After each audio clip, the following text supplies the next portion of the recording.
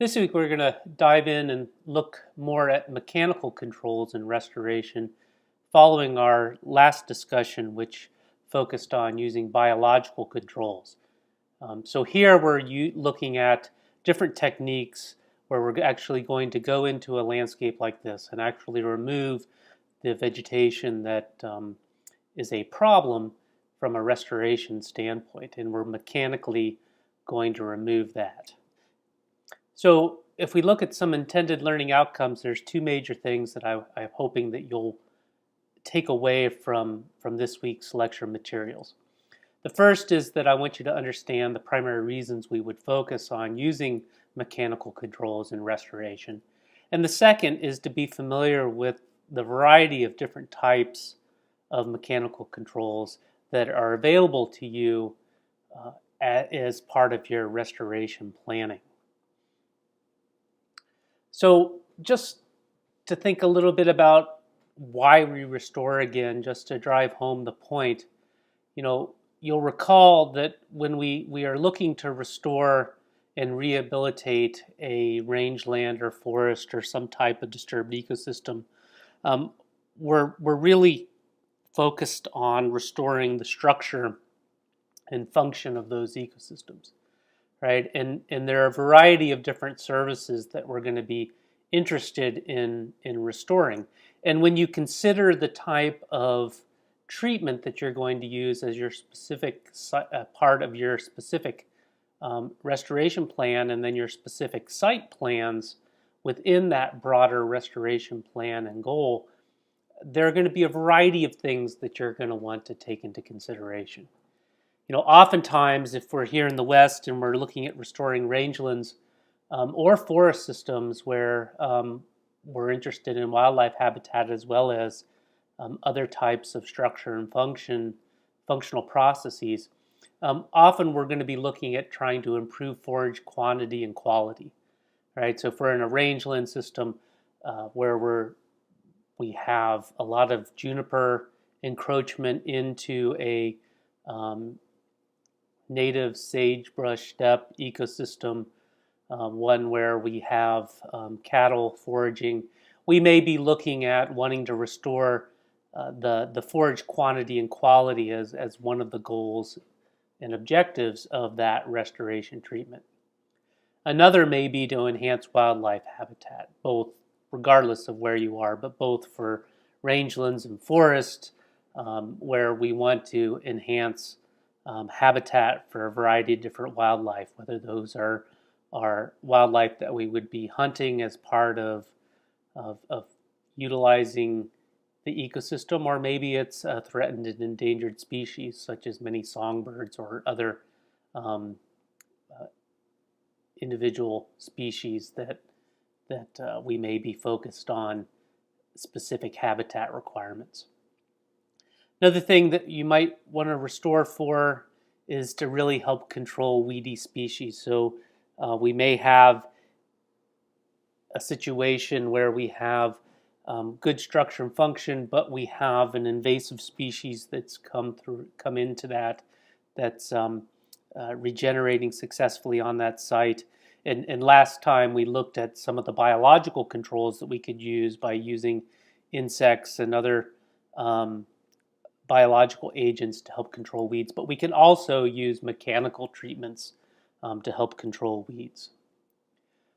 Often, especially here in the West, we'll be looking to restore these disturbed ecosystems to help improve water quality and quantity, especially in areas where water is scarce. And then often we're going to be thinking about enhancing the developmental processes of our target plant communities. So again, think back to weeks ago where we first started our discussion about ecosystem restoration and our idea that we have a disturbed ecosystem that we're trying to move along a developmental trajectory that more closely emulates the restored or our reference system. Often we're going to be using some type of treatment, including a mechanical treatment, to help enhance the development and succession of those target plant communities. And then finally, we may be looking to improve the aesthetic value or recreation values of our disturbed ecosystems. So there's a variety of different things of ecosystem services that we would be interested in restoring. And I think it's important just to kind of always try to keep that at the front of your mind as we move through the next couple of weeks, where we're looking at specific tools and techniques that you can use as a restoration professional. You'll want to keep all of these in mind, because each of the different techniques that we'll talk about, both this week and in the coming weeks, will have different impacts to the structure and function of a disturbed ecosystem. And it's important for you to keep that in mind as you're designing your restoration plan. So why would we really be interested in mechanical controls? Well, I think the primary one is to really reduce competition of species that we don't want to be part of our restored ecosystem.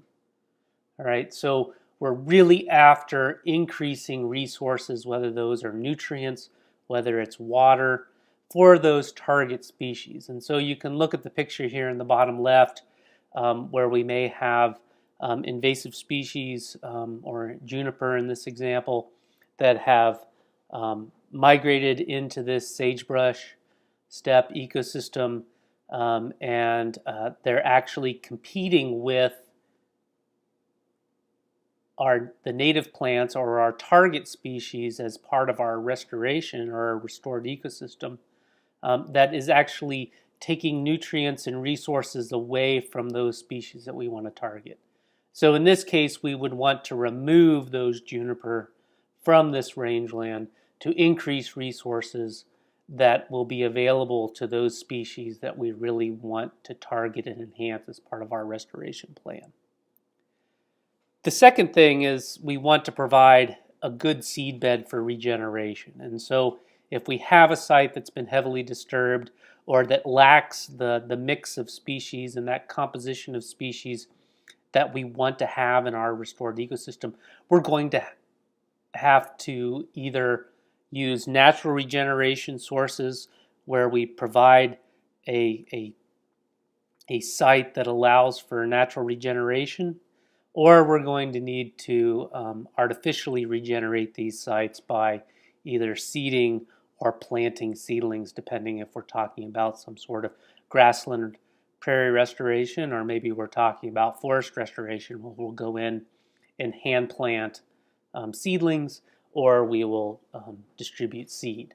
And so a mechanical control or a mechanical treatment as part of a restoration plan will also look to not only reduce competition of unwanted species that are competitors to those that we're trying to target, but it will also help provide a good seed bed for regeneration. And then finally, as you can see there on the right-hand side, there really are no obstructions to planting if we wanted to come through and use some sort of automated or mechanical machine-based planting, whether that's broadcasting seed or whether we're using some sort of seed drill, for example, or a planter that we would use a tractor or a bulldozer or some other kinds of mechanical planting technique. And so here now we have a condition that would allow us to move equipment around this site. Now it's interesting, there's more and more as we move forward with new and new technologies.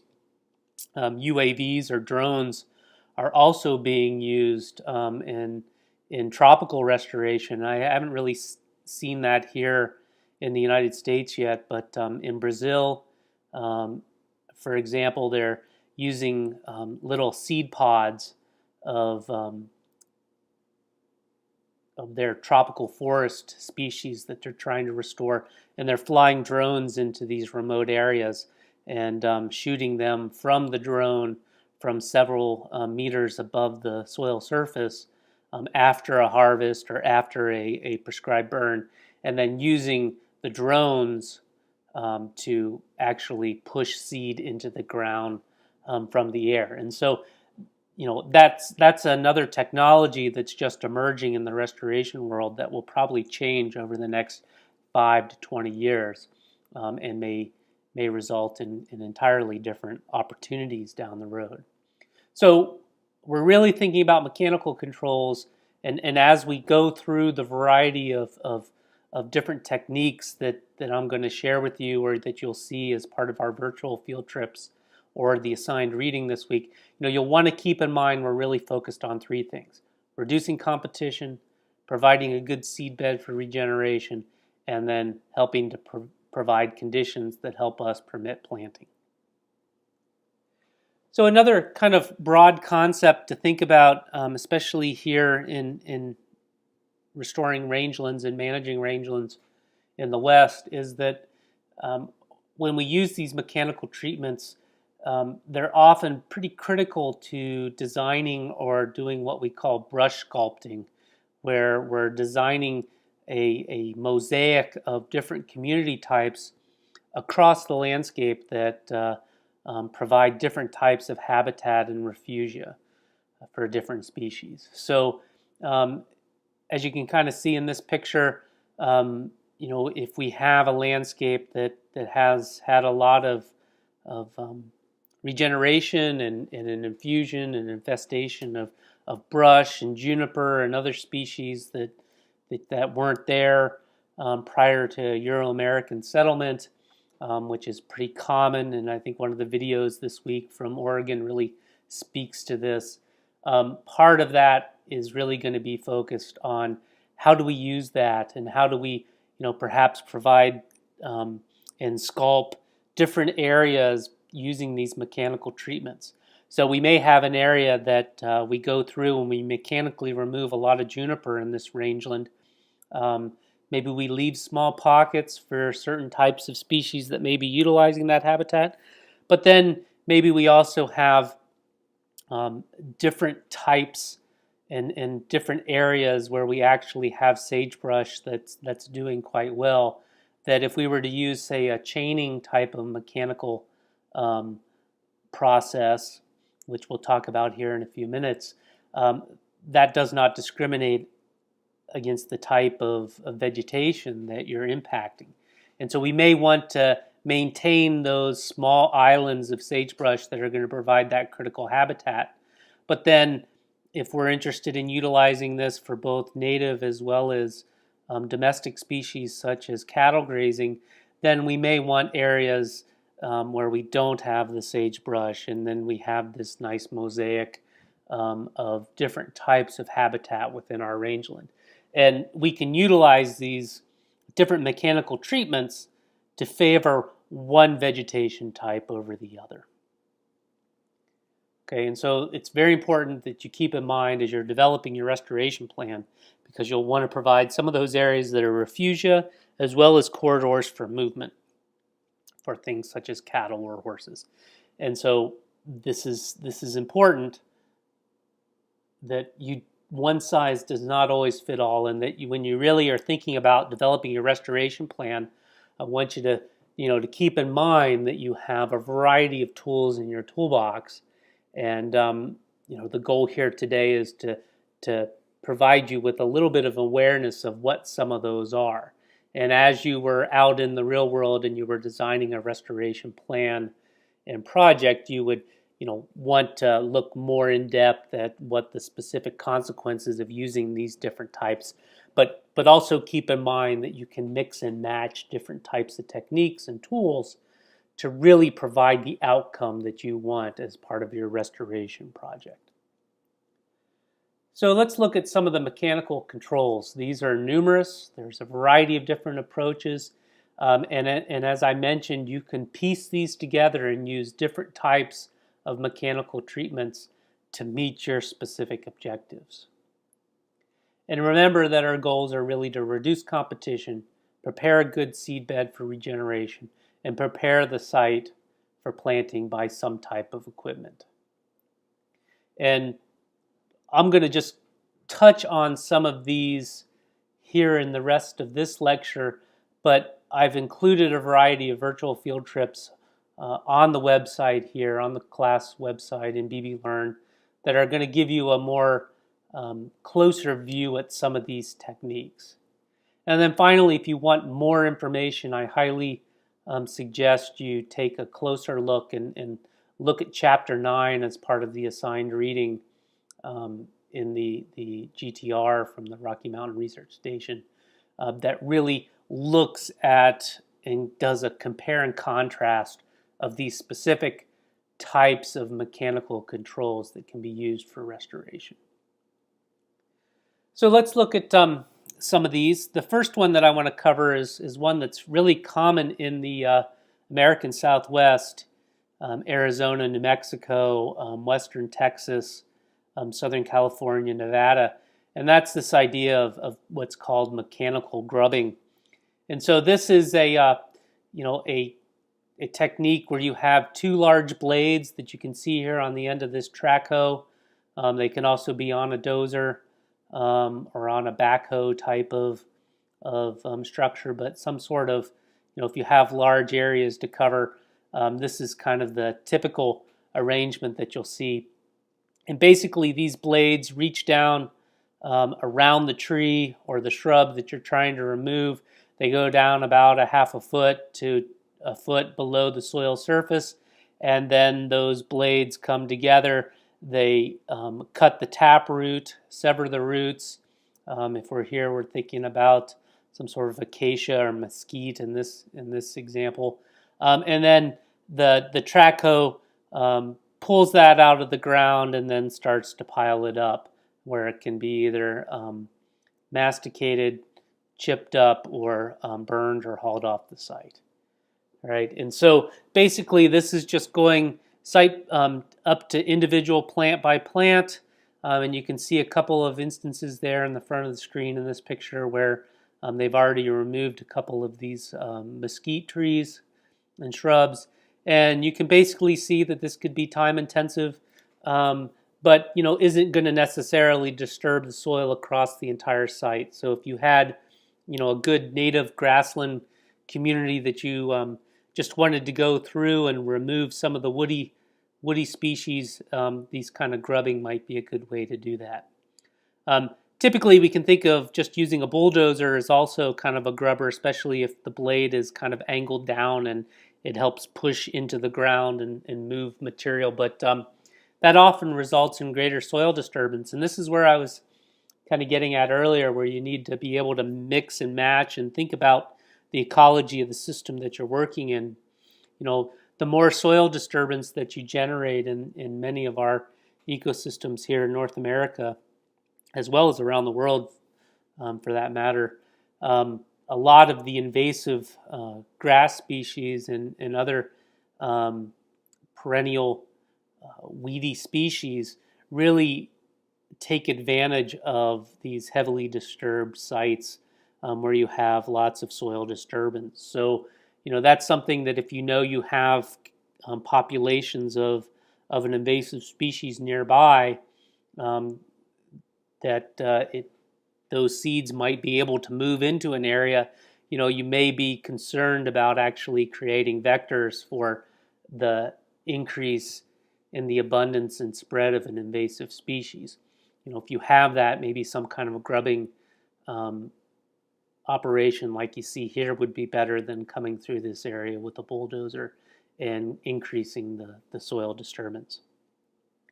Another common technique that's done, especially in areas with compacted soils and a lot of mineland reclamation in the eastern U.S. as well as in the boreal system, like the video that I provided for you in one of the virtual field trips, is this idea of using a root plow.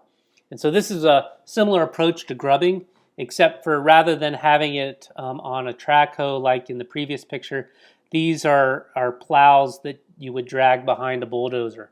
And they have blades that are going to be pushed down hydraulically into the soils at depths from 8 to 18 inches below the surface.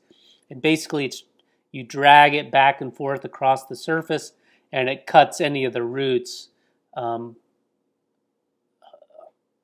along the ground or below the surface of the ground, and then kills and removes that vegetation. Now, that vegetation is typically left on site, but it goes through there and cuts the systems, and that works really well as long as you don't have species that are vigorous sprouters. And so again, you need to understand the ecology of not only the system you're working in, but the specific regeneration mechanisms of the species that you're trying to remove. That's going to be critical with any of these mechanical techniques to controlling vegetation.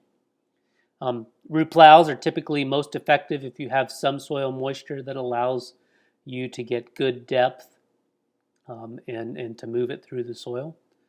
It does create considerable soil disturbance, and as I mentioned, that can be a problem if you have invasive species nearby. And so, be on the lookout for those invasive weedy species. Now, the one benefit to this is it can help you prepare a seed bed for broadcast seeding. And if you're dealing in mineland reclamation, for example, where you have a lot of compacted soils by the constant movement of heavy machinery across a site, you end up with these restrictive layers that you're really going to need to break up the soil. And these root plows can really help do that by reducing the soil compaction. So here's an example of one of these on a large Caterpillar dozer. You can see that it's not a small piece of equipment. This attachment here is probably about 10 feet wide, and you can see that those blades are down into the soil. It's cutting those roots out and really turning the soil over. And so you can see there's considerable soil disturbance, and you'll see more of that in the video that I've provided on bblearn. A real common technique and another tool that you might use as part of a restoration project, especially in rangelands, but I have seen it used in more forested systems as well, but not as frequently as in rangeland restoration, is this idea of chaining. And so this is really just a technique that physically destroys the above ground vegetation. It uproots trees and shrubs, and it basically leaves it on site. And there's really no discrimination. So whereas in a grubbing type of approach that you saw earlier in this material, where you can go to each individual plant or tree and grub it out of the ground by cutting it off below the soil surface and then piling it up or leaving it nearby.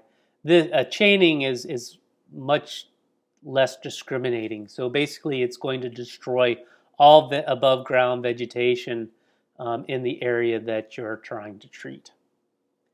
And so it's nothing more than just a large chain, usually 125, 150 to 200 feet long. And the diameter of the chain is typically of the links itself are usually 2 to 4 inches in diameter. And so you attach this to 2 tractors or 2 bulldozers, and then you just drag it in kind of a semicircle or J type of structure, and you just drag it along the ground. I've got some pictures of this here in a minute and a really nice video that you can see how this works. But essentially, you're just dragging this large chain across the surface, and you're pulling up and knocking over anything that's of a significant size. Right? And there's a variety of different chain types and ways to drag it across the site, but as I mentioned, it does not discriminate about the type of vegetation. If you have trees that you'd want to save as part of this, chaining is probably not the best approach to use. The benefits of using this kind of mechanical control method is that you can really treat a large area quickly and often at a lower cost than other methods. And so in the past, if you think about chaining, you might be able to do this here in the Great Basin. Saw some data several years ago, and it's not entirely to date today in 2018. But about 10 years ago, a chaining operation like I'm talking about would have cost between $30 and $40 per acre, whereas a mastication method that we'll talk about here in a few minutes might have been $200 to $300 per acre. So an order of magnitude less expensive to do to use chaining rather than some of these other techniques. It's important to know that this technique's been around forever, since about the 1950s. It's been used, but it is opposed by a lot of environmental groups. And so this is, again, understanding your community, which we talked about several weeks ago, and understanding who it is that you're working with. And the primary concern here is that it's the aesthetic concerns. Because once you go through here, all of this material is typically left on site. You basically have trees that are uprooted, left on the ground above the surface. And while that can provide a lot of nice microsites for new species to regenerate or areas for you to plant in, it is unsightly to many people. And depending on the types of trees that you're pulling over, you can come back 30, 40, 50 years later and still see that material from some of these earlier chaining operations. And I've seen some of those in the Great Basin in Nevada, for example, where sites were chained in the 50s, and you can still see some of the larger juniper that's still out there that hasn't decayed and broken down all the way. So here's two examples of chaining. These are, one is just behind a single dozer there on the top, and you can see this is a Eli chain where you have the large chain links, and then you have the perpendicular welded rills that help create more soil disturbance. But you can see this is going through across this rangeland dominated by sagebrush, and it's going through, and it's basically knocking almost everything out. All right, but it is important to note that you can mix and match these things together, because on the back of that dozer on the top picture, there is a small bin that's a broadcast seeder.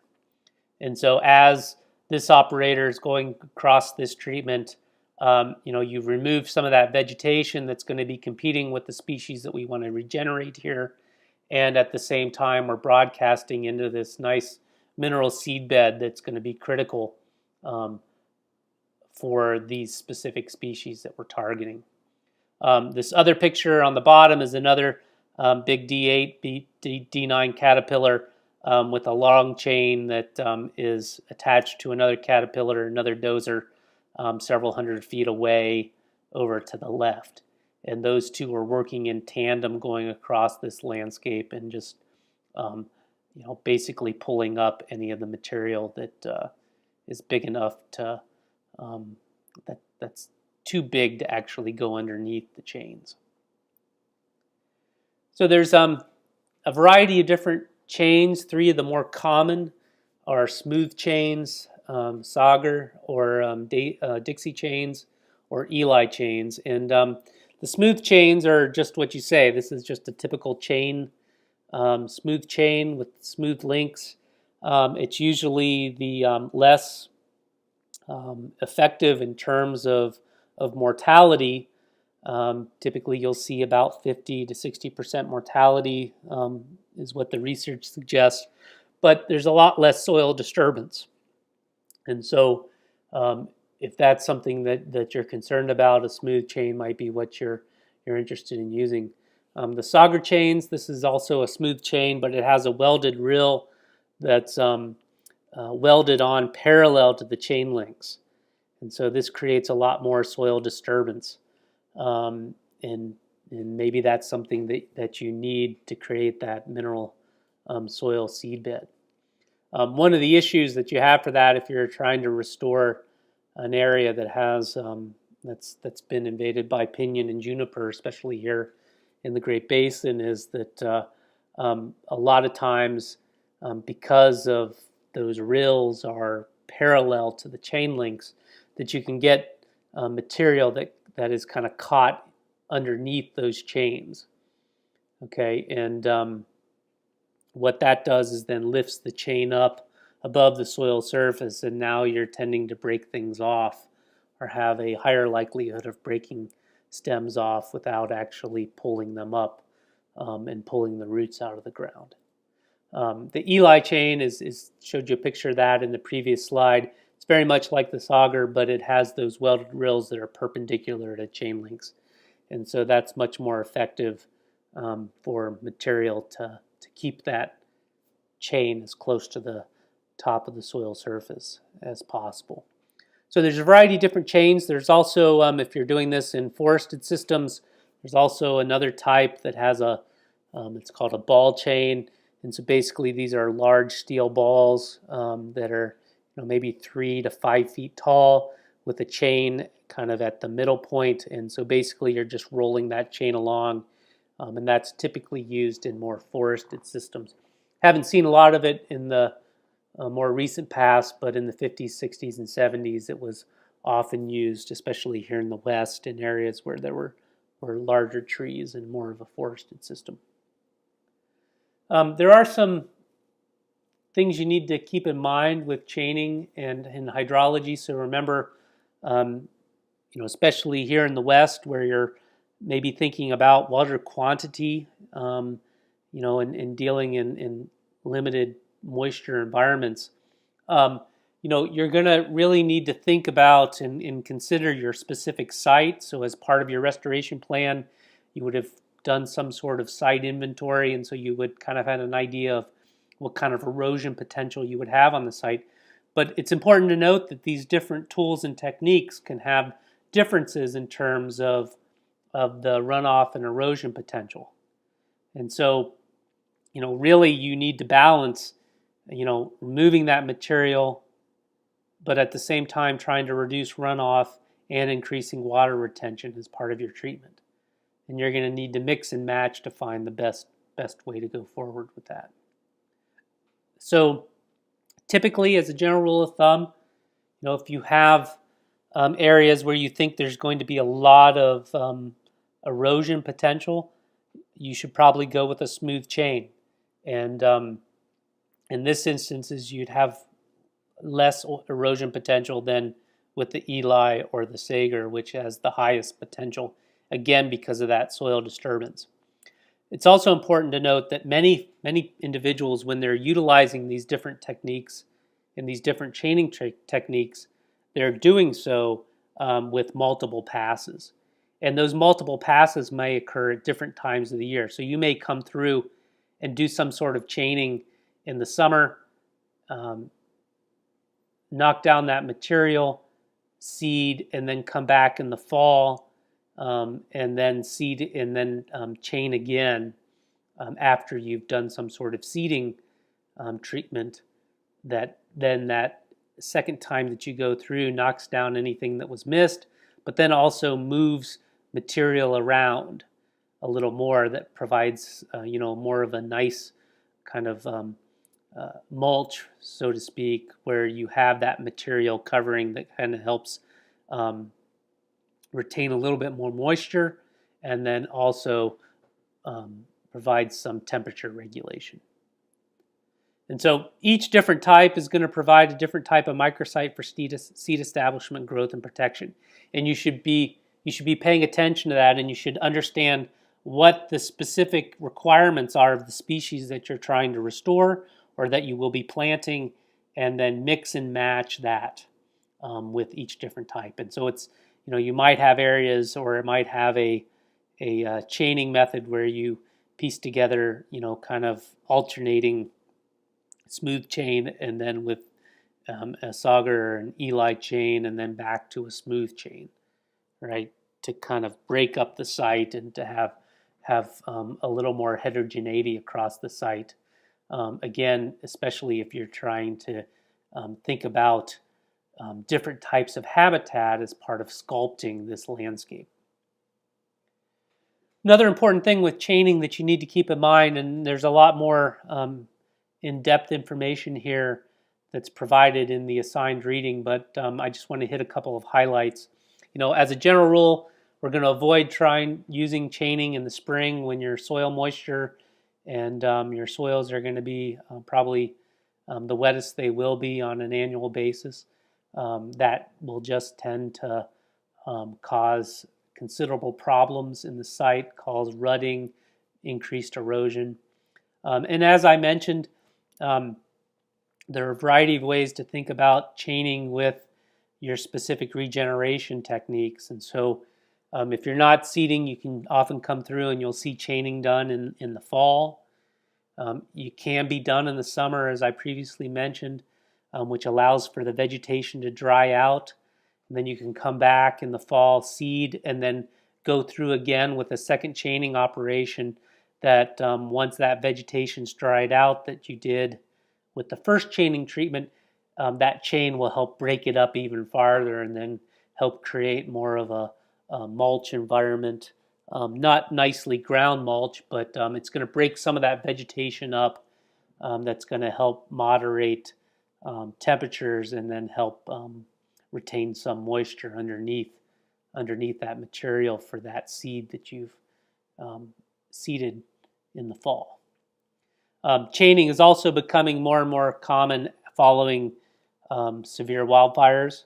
And interestingly enough, this is not an issue or does not seem to be as big of an issue with many of the environmental groups that oppose chaining of live vegetation. So you'll often see that any kind of standing dead vegetation following a fire can be knocked over and broken apart using chaining methods as part of a restoration treatment following wildfire.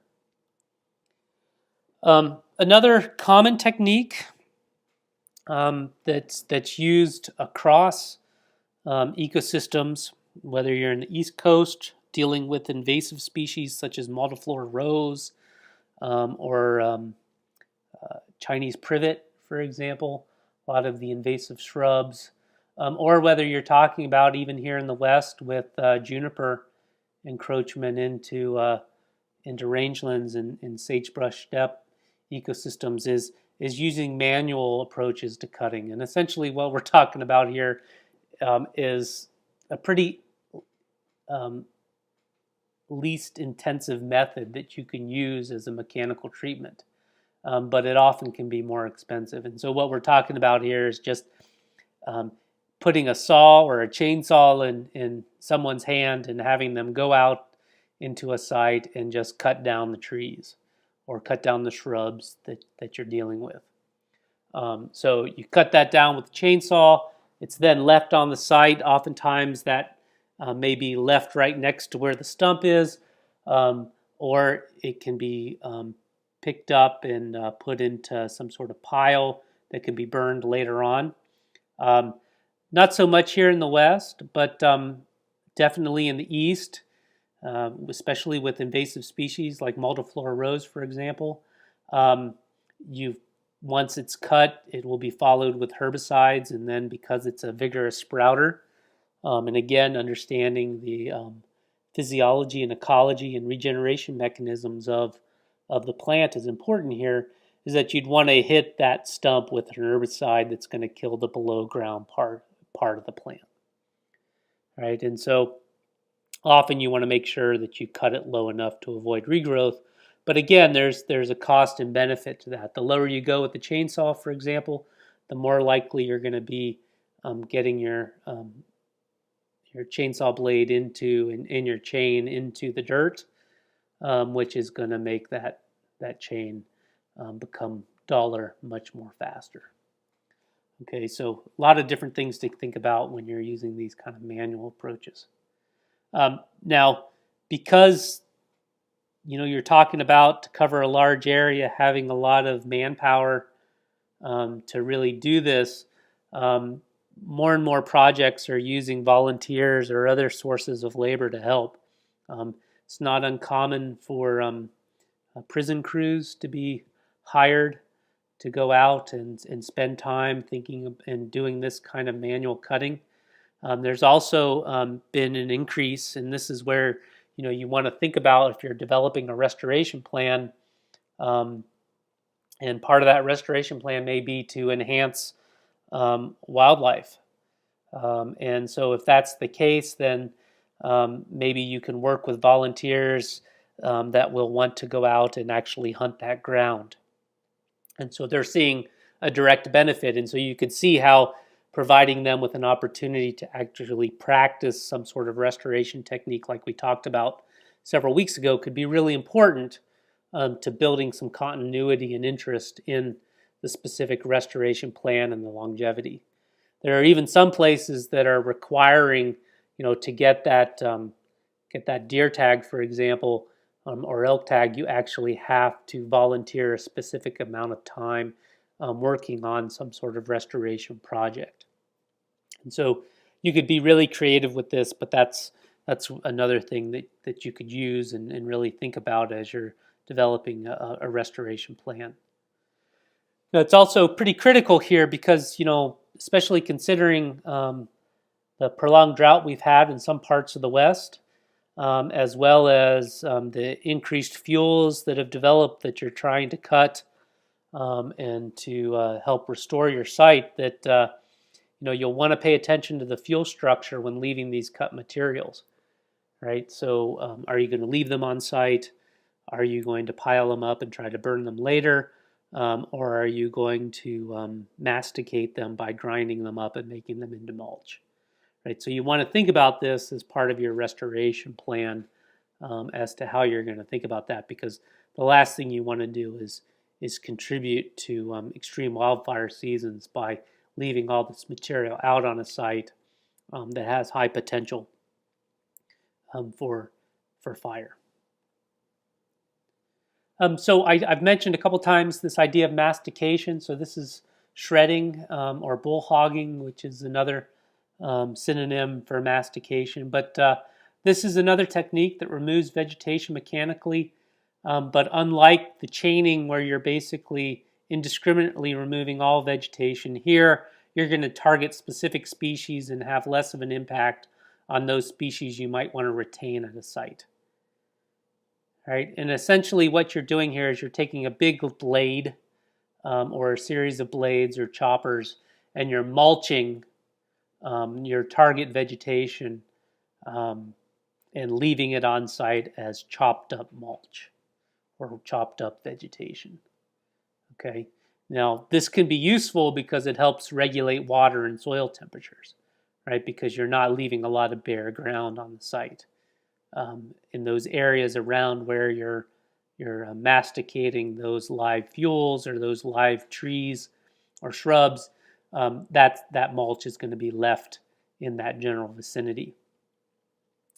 As I mentioned before, it tends to be much more expensive than chaining, and it tends to be slower, right? And it tends to be on an order of magnitude more expensive, and that's been a pretty typical trend. It can be pretty difficult to use in really rocky soils, again, because you basically have a bunch of blades that the more you are working in rocky sites, those blades are going to become dull, and if you have large rocks, you can knock those blades and teeth off of the implement. But you'll see that mastication's been a popular technique, especially in the last 5 to 15 years. It's often used in the WUI and the wildland urban interface for treating fuels. Again, because you're basically chopping it up, leaving it on site, and it's not as unsightly as using a chaining method. And as a result, it tends not to be as opposed by many groups as chaining. And so here's an example of a masticator that's a little bit smaller, that's on a bobcat-sized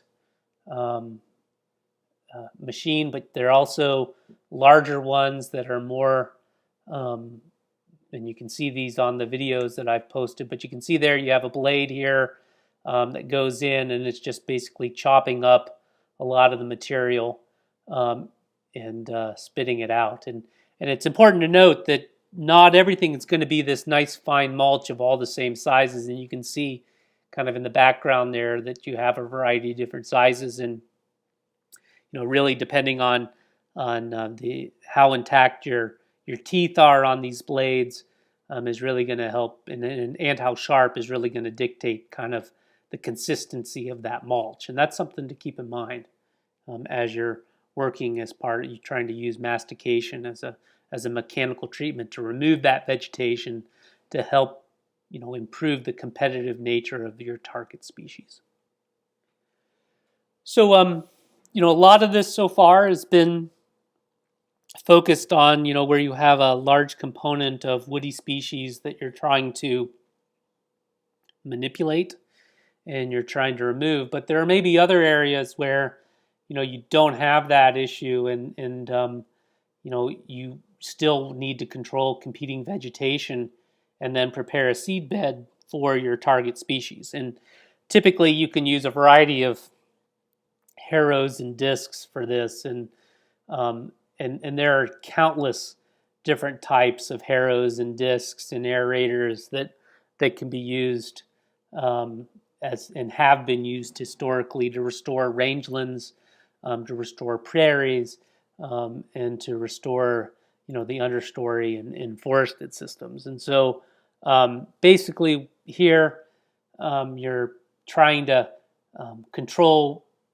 competing vegetation by maybe disking it underground, basically knocking it out and doing some sort of partial control over it. And then you're following with some sort of broadcast seed or seed drill, following this technique, which then is going to, because you've knocked out some of that competing vegetation, you hopefully have provided a competitive advantage to that target species that's part of your broadcast or seed drill. Okay, and you can control the amount of soil disturbance here. If you want to use some sort of moldboard plow or disc, you can really turn the soil over, or you can use some sort of harrow that has different sized teeth that's going to go through and result in less soil disturbance. And your specific type, your specific site is really going to dictate what type of harrow or disc you might want to use. Aerators are also becoming more and more popular. They're often partnered with some sort of seed drill, and so I've actually used some of these, an aerator that's been on the back to do some small prairie restoration along riparian areas where we used an aerator that was pulled behind a four-wheeler. And so the aerator itself was no more than about 5 feet across, and it had two large rollers that had teeth that were about 1.5 inches long by about 1/2 inch wide. They basically, you'd want to use this with a little bit of soil moisture, but as that rolled along, it created indentations into the soil, right, and pushed some of the vegetation that was there below ground. And then there was a little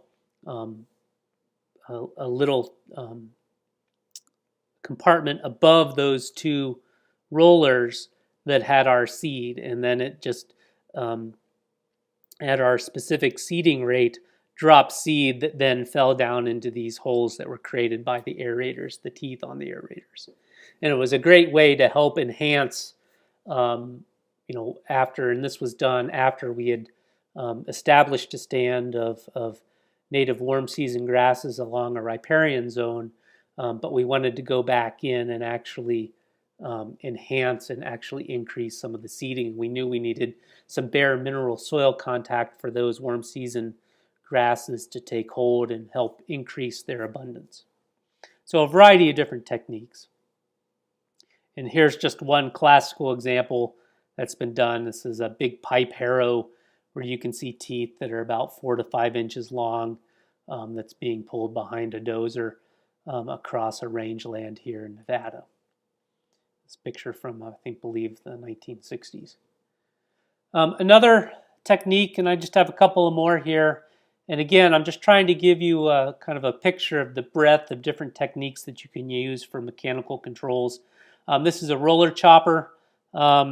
These are basically a steel drum with large grater blades that then you fill with the drum with water that gives weight, that pushes it down. And essentially you just drag it across the side. It chops up all the vegetation and then creates some bare mineral soil and turns the soil up a little bit, but not as heavily as, say, a disc plow will. Um, and so it pushes over, uproots, chops up trees and shrubs. So you get a little bit of mulching action. You get a little bit of that material that's integrated into the soil with these big chopper blades. Um, and that creates a seed bed. It helps a bare mineral soil. It helps aerate the soil. And then, you know, you can see this with chains and broadcast seeders, and the video that I have actually has it this way, where they have a chain that then is put behind the roller chopper that also is having some action to help remove vegetation. But then on the tongue of the roller chopper itself is a broadcast seeder. And so some of that seed is going to actually be pushed down into the ground by the roller itself. And so you're going to get good mineral soil contact.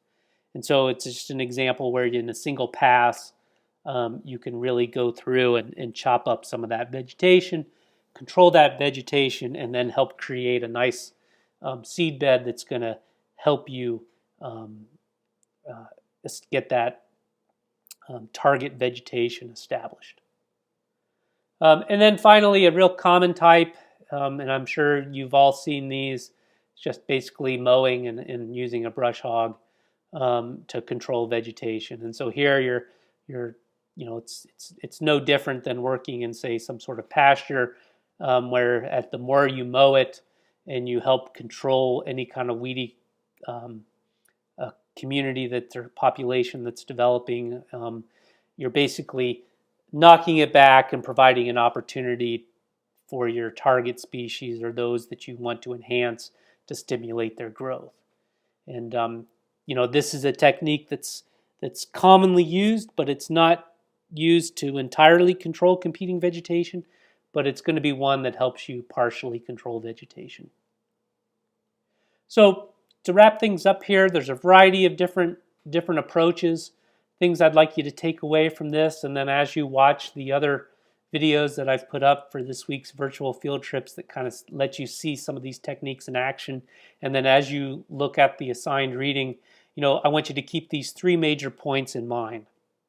And the first is that there are going to be advantages and disadvantages to each of these mechanical approaches, and not all are going to be appropriate for the specific site that you're working on.